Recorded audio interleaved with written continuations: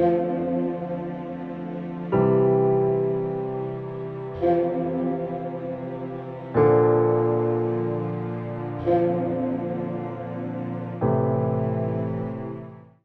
लिए आज की तलावत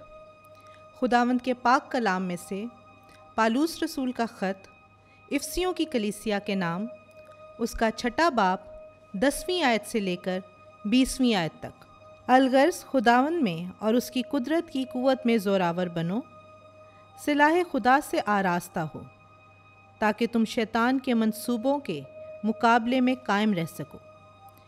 क्योंकि हमारी जंग खून और जसद से नहीं, बल्कि रियासतों से, हकूमतों से, इस तारीकी की दुनिया के हाकमों से और शरारत की समावी रूहों से। इस वास्ते सिलाह खुदा को उठा लो, ताकि बुरे दिन में मुकाबला कर सको और सब बातों की तकमील करके कायम रह सको।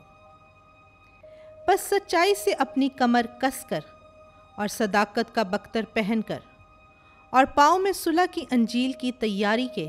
जूते पहनकर और इन सब के अलावा ईमान की वो सिपर उठा लो,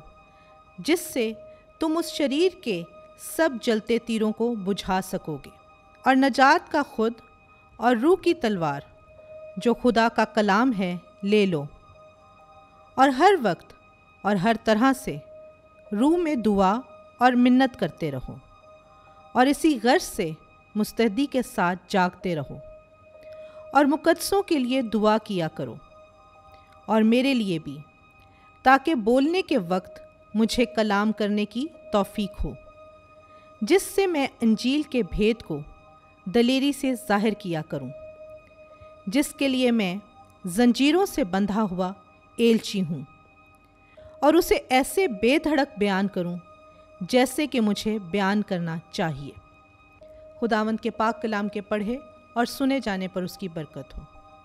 खुदा का शुक्र हो।